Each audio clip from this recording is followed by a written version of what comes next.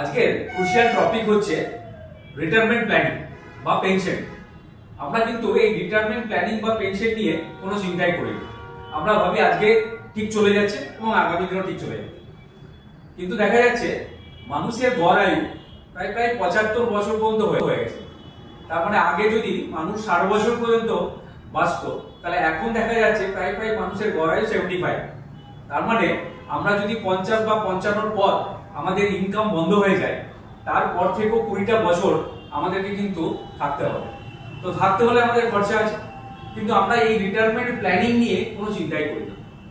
তারপরে দেখা যাচ্ছে মানুষের লাইফস্টাইল এক্সপেন্স বেড়ে গেছে। আমরা আগে যেরকম রোজগার করতাম সেরকম খরচা, আজকের দিনে আমরা যা রোজগার করি তার থেকে বেশি খরচাতে চলে যায় এবং ম্যাক্সিমামটাই আমাদের ইএমআই তে চলে যায়। আমরা ম্যাক্সিমাম জিনিস পারচেজ করি সব লোনে, ক্রেডিট কার্ড ইউজ করতে শিখে গেছে। তার জন্য দেখা যাচ্ছে প্রচুর টাকা আমাদের ইএমআই তে চলে যায়। এবং নেক্সট দেখা যাচ্ছে যে আমাদের এডুকেশন এবং আমাদের মেডিকেল এক্সপেন্সও বেড়ে গেছে। আজকের দিনে যখন ছেলেদের এডুকেশনের জন্য চিন্তা ভাবনা করছি, তখন দেখা যাচ্ছে তাদের পিছনে প্রচুর খরচা হচ্ছে এবং মেডিকেল এক্সপেন্সও বেড়ে গেছে। ঠিক মতো মেডিক্লেম যদি আমাদের করা না থাকে, তার জন্য প্রচুর টাকা আমাদের পকেট থেকে চলে যায় এবং সেভিংসের টাকা শুধু চলে যায়। কিছু কিছু জায়গায় দেখা যাচ্ছে মানুষ 60 বছর পরেও কাজ করে যাচ্ছে। কেন কাজ করছে? তার কারণ হচ্ছে তার কাছে তার 60 বছরের পরে লাইফটাকে কাটানোর জন্য যথেষ্ট পয়সা নেই। তার জন্য দেখা যাচ্ছে 60 বছর পরেও কোথাও না কোথাও সে কাজ করে যাচ্ছে। আর একটা কারণ হচ্ছে যে গভর্নমেন্ট জব কিন্তু আগের থেকে অনেক কমেছে এবং হিসাব করে দেখা যাচ্ছে যে আমাদের পপুলেশনের মাত্র 3 থেকে 4% মানুষ গভর্নমেন্ট জবে আছে। যারা গভর্নমেন্ট জবে আছে তাদের পেনশন আছে, রিটায়ারমেন্ট আছে। বাকি 96% মানুষের না পেনশন না রিটায়ারমেন্ট। এই প্ল্যানিংটা আমরা কখন চিন্তা করব? আমরা এটাও ভাবি যে আমাদের ছেলেরাই হয়তো আমাদের রিটায়ারমেন্ট প্ল্যানিং। আজকে ছেলেদের জন্য এডুকেশনের জন্য খরচা করছি, কালকে ছেলেরা যখন দাঁড়িয়ে যাবে তারপর ছেলেরা আমাদের দেখবে। কিন্তু আজকের সিচুয়েশনটা একটু অন্যরকম।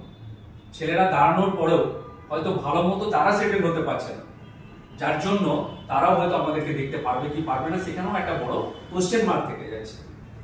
এবং দেখা যাচ্ছে যে আমরা ডিপেন্ড করে থাকছি ছেলের উপর, কিন্তু ছেলে সেভাবে আমাদেরকে হেল্প করতে পারছে না। আর একটা প্রবলেম হচ্ছে, সেটা হচ্ছে যে আমাদের ভারতীয়দের মধ্যে হাজবেন্ড এবং ওয়াইফের মধ্যে এজ গ্যাপ 5 বছর থাকে মোটামুটি, একটা এভারেজ ধরে নেওয়া যায়। তার মানে আমার যখন 75, তখন আমার মিসেসের হয়ে যাচ্ছে 70। তার মানে আজকের দিনে যদি আমি 60 বছরের রিটায়ারমেন্ট করি, 60 বছরের রিটায়ারমেন্টের পরে আমাকে কিন্তু 20 বছরের জন্য আমাকে তার প্রভিশন করে দিতে হবে। আমি না থাকার পরেও যেন আমার মিসেস সার্ভাইভ করতে পারে। তো এই প্রবলেমগুলো আছে। তো এই প্রবলেমগুলো মাথায় রেখে একটা কাজ করলে হয় না? একটা ছোট্ট ইএমআই, যখন আমি চাকরিতে ঢুকলাম কোনো প্রাইভেট জবে বা ব্যবসাতে, একটা ছোট্ট ইএমআই যদি আমি আমার জন্য চালিয়ে যেতে পারি 30 বছরের জন্য, আমার বয়স 30 বছর পর্যন্ত একটা ছোট্ট ইএমআই আমি কন্টিনিউ চালিয়ে যাবো। অনেক ইএমআই দিই, ছেলের এডুকেশনের জন্য দিই, বাড়ির লোন দিই, কার লোন দিই, তারপর আরো অনেক কিছু জিনিস আমরা লোনে পারচেস করি এবং ইএমআই তে আমরা অভ্যস্ত। তো একটা ইএমআই কেন আমার নিজের জন্য হবে না, যেটা আমার 60 বছর পরে গিয়ে আমাকে দেখবে? Thank you.